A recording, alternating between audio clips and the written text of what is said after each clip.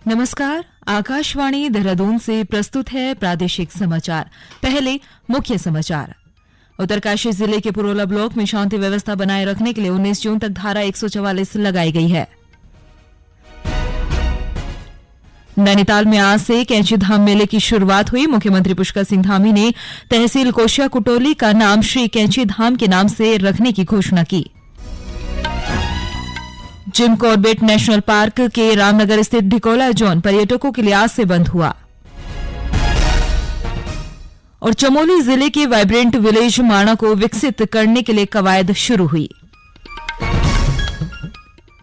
समाचारों के साथ मैं प्रियंका मलिक और अब समाचार विस्तार से। उत्तरकाशी जिले के पुरोला ब्लॉक में शांति व्यवस्था बनाए रखने के लिए 19 जून तक धारा 144 लागू की गई है। प्रशासन ने पुरोला में महापंचायत को रोकने के लिए लगाई गई धारा 144 से यमुना घाटी के नौगांव, बड़कोट और पुरोला के सभी व्यापारियों ने आज अपनी दुकानें और प्रतिष्ठान बंद रखे।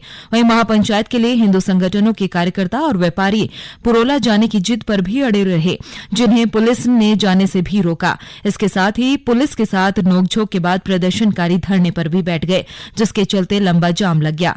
धरने की वजह से करीब 2.5 घंटे तक पुरोला नौगांव मार्ग बंद रहा।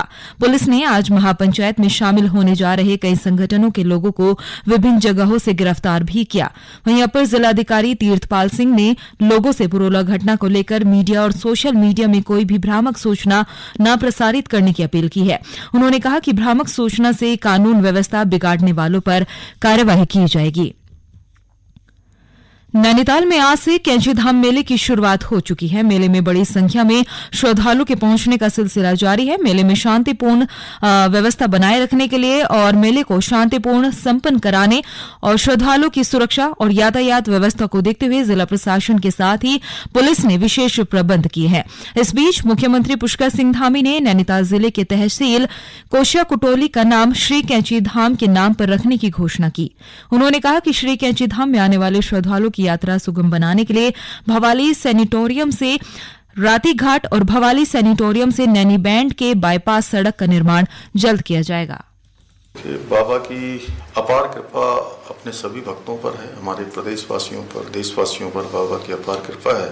बाबा के धाम आने वाले सभी तीर्थयात्री भक्तगण, उनको कोई भविष्य में परेशानी न हो, आवागमन में उनकी सुविधा बनी रहे, जाम इत्यादि की जो बड़ी समस्या, क्योंकि आज के दिन बाबा के यहाँ भक्तों का अपार मेला लगा होता है, अपार संख्या होती है, पूरे देश भर से भक्तगण आते हैं। उसको देखते हुए हमने पिछले दिनों घोषणा करी थी कि राती घाट से सैनिटेरियम तक बाईपास बनाया जाएगा। अगले 1 वर्ष के अंदर हमारा प्रयास होगा कि ये सड़क का काम पूरा हो जाए। उत्तराखंड उच्च न्यायालय के निर्देश पर 18 जून तक प्रदेश भर में स्वच्छता सप्ताह मनाया जा रहा है। अभियान के तहत शहरी क्षेत्रों के साथ ही आसपास के सार्वजनिक स्थल, धार्मिक और पर्यटन स्थलों की सफाई कर लोगों को पॉलीथीन के प्रति जागरूक किया जा रहा है। इसी कड़ी में चंपावत जिले के चारों नगरीय क्षेत्रों में विशेष स्वच्छता सप्ताह का आयोजन किया गया। स्वच्छ भारत मिशन शहरी के जिला परियोजना प्रबंधक महेश चौहान ने बताया कि 12 जून से 18 जून तक विशेष स्वच्छता अभियान चलाया जा रहा है। स्वच्छ भारत मिशन के शहरी के तहत जो है माननीय उच्च न्यायालय के आदेश अनुसार और हमारे शहरी विकास विभाग के आदेश अनुसार 12 से लेकर 18 तक हम विशेष स्वच्छता सप्ताह मना रहे हैं, जिसमें हम विभिन्न गतिविधियां करेंगे और जिसके अंतर्गत हम क्या कर रहे हैं कि हमारे जो यहाँ के लोग हैं, नगर क्षेत्र के लोग हैं, उनको भी जोड़ने की कोशिश कर रहे हैं और हमारे व्यापार बंधु हैं, सबको हम जोड़ने की कोशिश कर रहे हैं। उद्देश्य ये है कि हमारे नगर को साफ सुथरा किया जाए और हमारे जो नगर क्षेत्र के आसपास जितने भी हमारे पौराणिक या धार्मिक स्थल है या हमारे सार्वजनिक स्थल है, जहाँ हम नहीं पहुंच पाते, जहाँ आम जनमानस तो जाता है पर उनकी जो सफाई नहीं हो पाती है, तो उसके लिए हम विशेष अभियान चला रहे हैं।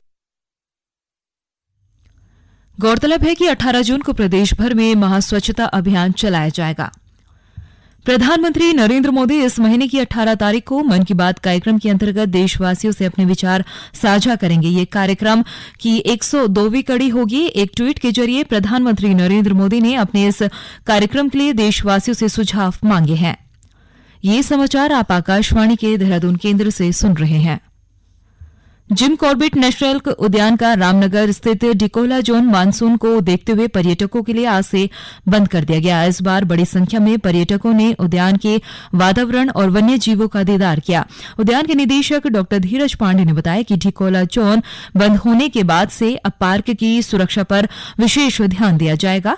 गौरतलब है कि बरसात के मौसम में सफारी के लिए रास्ते ठीक नहीं रहते, जिसके चलते डिकाला जोन को बंद कर दिया गया है। डिकाला जोन में रात्रि विश्राम के अलावा डे विजिट सफारी के लिए 4 कैंटर सुबह और 4 कैंटर शाम को चलते हैं। प्रत्येक कैंटर में 64 पर्यटकों के बैठने की क्षमता होती है।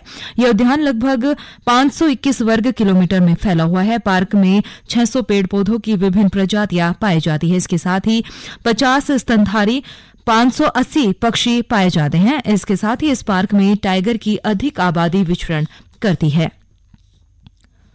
अल्मोड़ा जिले के रेमजी इंटर कॉलेज में आज युवा महोत्सव इंडिया @2047 आयोजित किया गया। उत्सव में युवाओं के लिए कविता, चित्रकला, निबंध, भाषण और सांस्कृतिक प्रतियोगिताएं आयोजित कराई गई। साथ ही कार्यक्रम में पुलिस ने युवाओं को नशे के विरुद्ध भी जागरूक किया। इस अवसर पर सांसद अजय टम्टा ने कहा कि देश के 600 से अधिक जिलों में युवा उत्सव कार्यक्रम आयोजित किए जा रहे हैं। उन्होंने कहा कि कार्यक्रम का उद्देश्य प्रधानमंत्री की न्यू इंडिया की सोच को आगे बढ़ाना है। ये कार्यक्रम पूरे देश भर के अंदर 600 से ज्यादा जनपदों के अंदर संपन्न हो रहे हैं। ये माननीय प्रधानमंत्री जी के माध्यम से 15 अगस्त 2022 को जिस प्रकार से आने वाला युवा किस प्रकार से अपना निर्माण कर सके, अंदर की प्रतिभा निकाल करके न्यू इंडिया के कॉन्सेप्ट को आगे बढ़ा सके, और इसी के माध्यम से जो कार्यक्रम विभिन्न प्रकार के और होने हैं, उसमें 5 प्रकार की ये प्रतियोगिताएं युवाओं के माध्यम से जिले में होंगी और उसके बाद प्रदेश में और फिर देश के अंदर होंगी। नेहरू युवा केंद्र के युवा अधिकारी दिवाकर भाटी ने कहा कि युवा उत्सव कार्यक्रम का उद्देश्य सरकार की योजना और नीति की जानकारी युवाओं को देना है, ताकि युवा राष्ट्र निर्माण में अपना योगदान दे सके। चमोली जिले के वाइब्रेंट विलेज माणा को मास्टर प्लान के तहत पायलट प्रोजेक्ट के तौर पर विकसित किया जाएगा। इसके लिए देश के प्रथम माणा गांव का मास्टर प्लान बनाने की कवायद भी शुरू हो चुकी है। इसी तर्ज पर जिले के अन्य वाइब्रेंट गांव को भी विकसित किया जाएगा। माणा गांव के विकास को लेकर जिलाधिकारी हिमांशु खुराना ने बद्रीनाथ में जिले के सभी रेखीय विभागों के साथ बैठक की है। उन्होंने गांव में विद्युत, पेयजल, सड़क, शिक्षा, स्वास्थ्य, सीवरेज, दूरसंचार और अन्य मौजूदा परिसंपत्तियों का सर्वेक्षण करने के साथ ही आगामी 25 वर्षों की जरूरतों को मद्देनजर रखते हुए पूरा आंकड़ा जल्द उपलब्ध कराने के लिए अधिकारियों को निर्देश दिए हैं। उत्तर भारत में प्रसिद्ध चंपावत जिले के मां पूर्णागिरी मेले का आज समापन हो गया। ये मेला लगभग 3 महीने तक चला। पूर्णागिरी मंदिर समिति के अध्यक्ष किशन तिवारी ने बताया कि मेले में देश विदेश से 30 लाख से अधिक श्रद्धालुओं ने माता के दर्शन और पूजा अर्चना की है।